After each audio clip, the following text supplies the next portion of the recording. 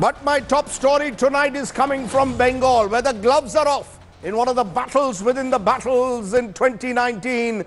Mamata Banerjee versus Narendra Modi. Mr. Modi was on Mamata Banerjee's home turf in Kolkata, even as Mamata was on the campaign trail in Cooch Behar. Let's listen in to Modi versus Mamata.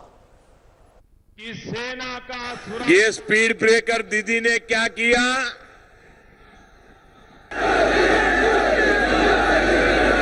गरीब का भला करने वाली इस योजना पर पश्चिम बंगाल में break लगा दिया गया। भाइयों और बहनों, स्पीड ब्रेकर दीदी के कारनामों की लिस्ट बहुत लंबी है। दीदी ने पश्चिम बंगाल के 70 लाख से ज्यादा किसान परिवारों के लिए उनके विकास के काम पर भी ब्रेक लगा दिया है।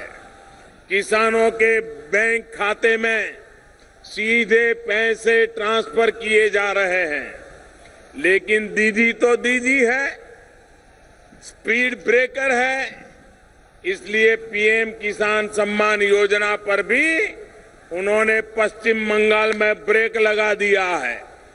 ये चिट फंड के नाम पर उसको लेकर के दीदी के मंत्री, दीदी के विधायक, दीदी के साथी भाग गए। उन्होंने गरीबों को लूट लिया। जिस गरीब ने अपनी मेहनत की गाढ़ी कमाई बहुत विश्वास के साथ चिट फंड वालों को सौंपी थी, उसे अपने साथियों के जरिए तबाह करने का काम, बर्बाद करने का काम दीदी ने किया है। बंगाल की जनता ने मन बना लिया है। अब बंगाल में न तोलागिरी चलेगी, न गुंडागिरी चलेगी। अब हम और आप मिलकर के एक ऐसा बंगाल बनाएंगे जो लेफ्ट और टीएमसी के गुंडा राज से मुक्त होगा। So there you have the Prime Minister in Mamata's territory. But Mamata is not someone who is going to hold back. She hit back at the Prime Minister at a rally in Cooch Behar, daring him to a one-on-one debate. आज तो उन्होंने कोई press conference ही नहीं किया है। छोड़ो, राजनीतिक लोगों का साथ बात किया करेगा, पार्टी का अंदर में बात करते हैं। हमारा डाउट है कोई मीडिया का साथ अभी प्रेस कॉन्फ्रेंस आज तक नहीं किया है। एक मीडिया को भी फेस नहीं करते हैं। हम लोग आपके पास भाषण देते हैं, ठीक है, अब देखो हमारे पास कोई टेलीप्रॉम्प्टर है नहीं है। कोई भाषण भी देता है टेलीप्रॉम्प्टर में देता है, लिख के पूरा दिखा के देता है, जो लिखता है वही बोलता है। Let's then first try and understand why is the BJP so focused on Bengal. Let's look at the numbers today on a day when the Prime Minister and Mamata have squared off. 2014 Lok Sabha, remember 42 seats in Bengal. The Trinamool Congress of Mamata got 34 at the time, Congress 4, BJP 2, CPIM 2. So Mamata was the dominant player in the 2014 Lok Sabha. Then we had the 2016 assembly elections, and again Mamata was by far the dominant player. Out of the 294 seats, she got 211, Congress got 44, BJP got just 3. CPIM 26, RSP and the other left parties also all in single digits. Why is Bengal important? It's the third highest number of Lok Sabha seats after Uttar Pradesh and Maharashtra. Another reason why Bengal is important. Mamata Banerjee is hoping to play kingmaker in 2019. The BJP emerged, remember, as the main opposition in Bengal since 2016 when you look at panchayat and municipal elections in Bengal. The left front has lost ground in West Bengal to the BJP. The fifth reason is important. The BJP is looking to expand influence after its Hindi heartland defeats in December. They need to make up the seats they lost or they lose in the Hindi heartland. It's crucial, therefore, to reduce the TMC's seats tally and increase their own. The BJP is looking to increase their tally in Bengal. And Mamata is positioning herself as an opposition potential regional party prime minister, for which she needs to sweep Bengal. The battle for Bengal, as I said, is our top focus. Joining me now on the battle for Bengal, I'm joined by Shubir Bhaumik, one of Bengal's veteran journalists, former head of the BBC's Eastern Service. I'm also joined by Gorgo Chatterjee of the Trinamool Congress, its supporter, and Narendra Taneja, national spokesperson of the BJP. Before I come to the politician, Shubir Bhaumik, you tell us, what do you see happening in Bengal? Modi coming into Mamata's turf. Are the battle lines this time clearly BJP versus Mamata, with the left and the Congress squeezed out? I won't buy that completely, in the sense that, the left and the Congress may still chip in with a few seats here and there. How many, it's anybody's guess. And the BJP, when they talk about getting 22 seats, 18 seats, they're clearly over the top. Mamata is going to be the dominant player here, come what may. She's definitely, going to be in the vicinity of 34, 35 seats. The rest is for others to pick up. The BJP may get a seat or two more than what they got last time, may not even get it, because the BJP clearly does not. I mean, it's a parliament election, and clearly people talk of prime ministers. But at the end of the day, to take on Mamata, you need a strong local political figure, which the BJP clearly lacks at this point of time. And also, some of the issues that the BJP has raised does not really gel with the people here in Bengal. And, the promise of giving citizenship, the citizenship amendment bill and stuff like that, and the NRC, this has not really played out to BJP's advantage at the end, and you'll see that, even in Assam or in Tripura, where, Let me stop you for a moment. The point here is that you made an important point let me stop you for a moment. You made an important point. The BJP lacks a local face in Bengal. However, Mr. Narendra Modi today, Gorgo Chatterjee made it very clear, he's coming for Mamata hard. He's accusing her of corruption directly. To that extent, has Mr. Modi and the BJP rattled Mamata Banerjee? Because never before have we seen such direct charges being made against Mamata on the turf of Bengal, like Modi and Shah are doing at the moment. Because it is election time, what Narendra Modi and BJP and also its auxiliary forces in social media, etc., have been spreading canards now. Because it's election time, he has to come here and do rallies. Okay. Now, what are the canards? Is it not true that, just a minute, when you say canards, is it not true that there are ministers in the Mamata government who have gone to jail for their involvement, alleged involvement in the chit fund scam? Is it not true that there are serious charges that are now being made against Abhishek Banerjee, the nephew of Mamata Banerjee, by the BJP, even allegations about his wife and allegations that gold was being smuggled in? These are very serious allegations that are being made by the BJP. These are very serious allegations made by a party which is a pathological liar and is led by probably the most accomplished actor India has at this point of time, right? See, there has not been a single charge sheet by the CBI in these cases you're talking about, right?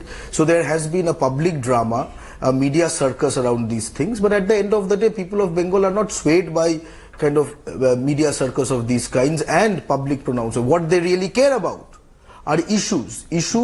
Union parliamentary election happens about issues on the performance of the union government in the last 5 years, and in that kind of stock taking of asking for hishab, for example, that's where we fall flat. That's where the BJP falls flat, and that's where also contrasting what the Trinamool has done. I mean, I'll give you a couple of examples. For example, we are undergoing in India as a whole 45-year high unemployment. 45-year, okay? Think about it. At the same time, the Union Labour Ministry has given out data that in Bengal unemployment has gone down by 40%. No, that's major data. Modi comes here and talks about farmers' distress. The union government itself has given the Krishi Karman award to Bengal 5 times in a row every year since the BJP has come to power. RBI data, which has been let me take just some of issued. these points. Let me take some of these points, Gaurav Chatterjee, to Narendra Taneja. Narendra Taneja, I want to pick up from where Subir Bhaumik left out and now where Garga Chatterjee is taking this discussion. The fact is, Mr. Modi was there in Kolkata.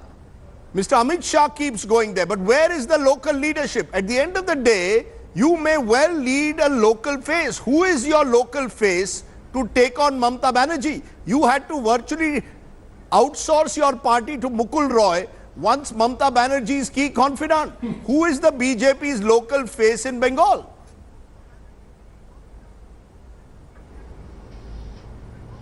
Well, Rajdeep, look at our party. Our party is, is very strong base, and that's precisely the reason Mamata ji is so rattled. Why is she so rattled? Look at the kind of language she is using for the Prime Minister, for BJP. Look at the kind of language. Some of these, like Dangaba, I never heard this word before.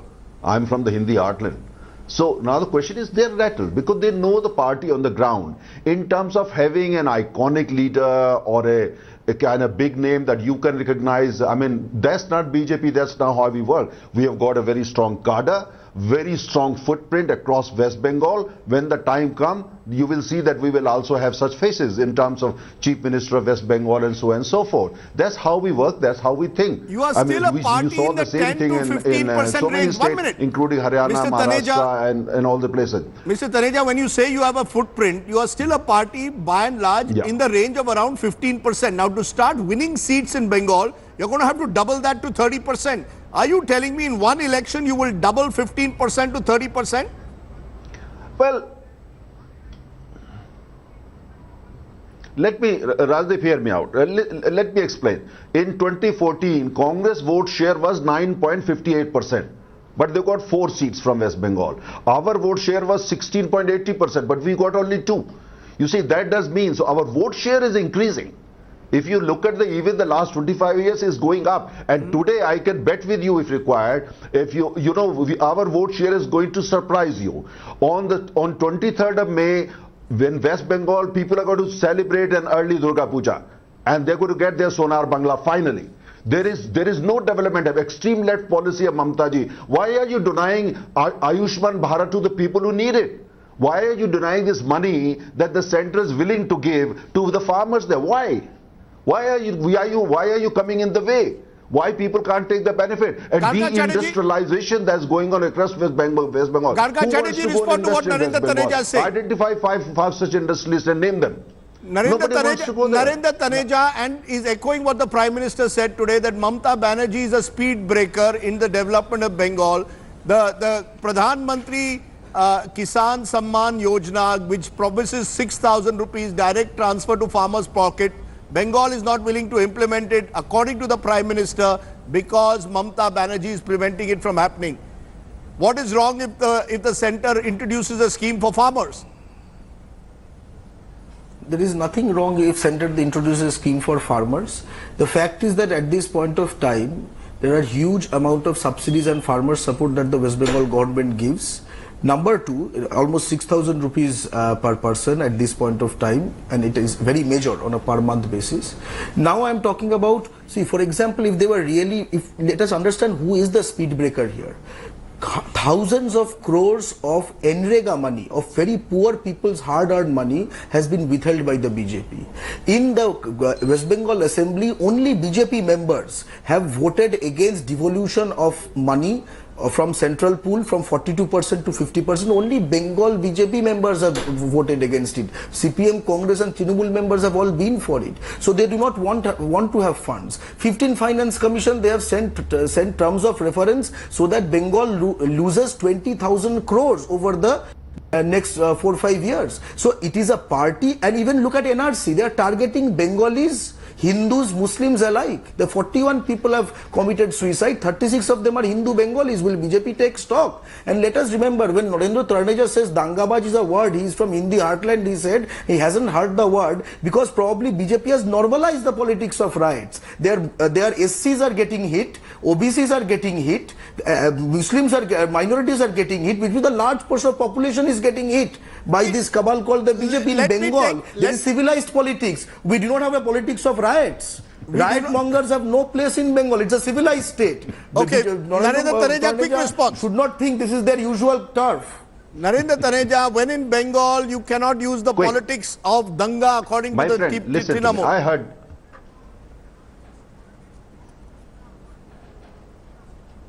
Well, the point is, Rajdeep, there is no law and order in West Bengal. Ask the people of Bengal there. There is no governance. It's all the Trinamool Congress, everybody, local media. What do they call their workers? Their workers are called goons and gundas. They have taken over. There is no law and order. West Bengal is a gone case completely. Ask the people there. That's the reason no investor wants to go to West Bengal. Nobody wants to go and invest in West Bengal. And all the well-educated people are going out of West Bengal. They're looking for jobs in Delhi, Bombay, Pune, Bangalore. Do your survey. Aren't they? Aren't they? The fact is that the point is they've converted the whole of West Bengal into a kind of situation so that only they exist. There is no democracy, there is no law and order, there is total gundaism there, Trinamool goons are everywhere, and people have think only BJP can liberate them from this kind of situation. Only BJP. Sonar Bangla will be delivered only by BJP. Shubir Bhaumik, you're hearing the two sides. Is there any validity in this rhetoric, which we heard both from the Prime Minister and today from Narendra Taneja here, that the BJP in a sense is positioning itself as an alternative to the Trinamool? They are claiming the Trinamool goons have taken over from the left goons and they will deliver. Is there space that is being created because of Mamata Banerjee's politics at times? Minority appeasement she's accused of gundagiri. Is it creating space for the BJP to expand? With every election, the BJP's vote share is increasing. No, the BJP vote share is increasing because Bengal's politics has generally been on polarized lines. And when the left was all powerful, the other parties used to come together. But now that the Trinamool is a preponderant party, there is a tendency that a lot of people who were with the left, and I'm not talking of goons here, you have to come out here and figure out who is a goon and who is not. But politics of violence has been the normal in Bengal.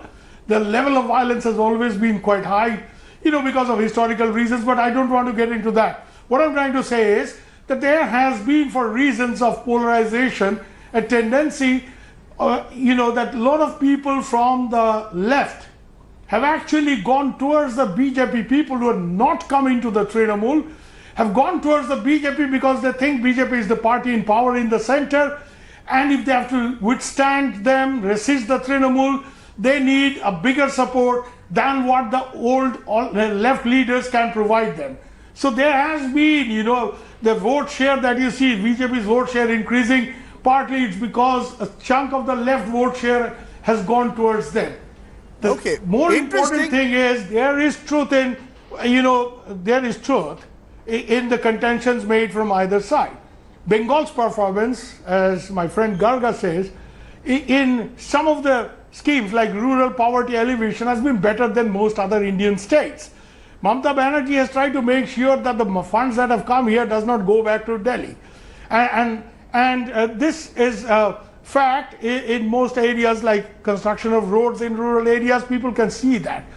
But it's also true, for reasons of perception and otherwise, that big ticket investment, something like Singur, the big investment that was to come, has not actually arrived in Bengal.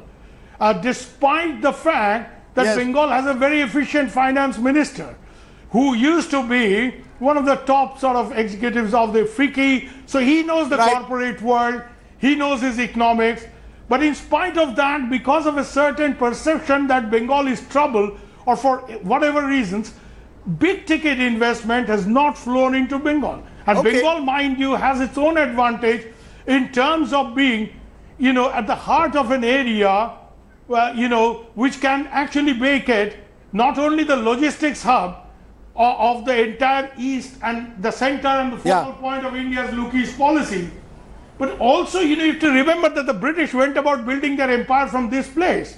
So there is a strength in its location, there is a strength in its people. It's true that a lot of people here have gone away because the software industry has not developed here. So you'll find a lot of Bengalis, hanging around in Hyderabad or in Bangalore working there. There's truth that industrial development to the extent desirable has not really happened. So an educated Bengali engineer tends to get much better deal if he goes out rather than if he works here. Okay. So there is truth in all this contention, but the point is, at the moment, the political rhetoric has gone down to a level that actually promises that this is a no-holds-barred fight.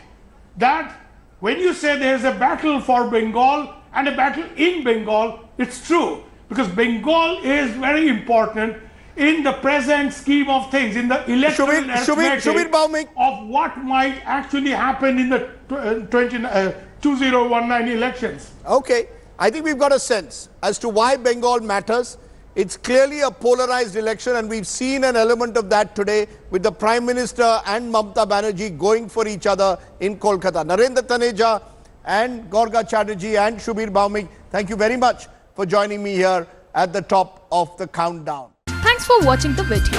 For more such news and updates, please like, share and subscribe to India Today. Also check out our other great videos from our channel. We know you would love to.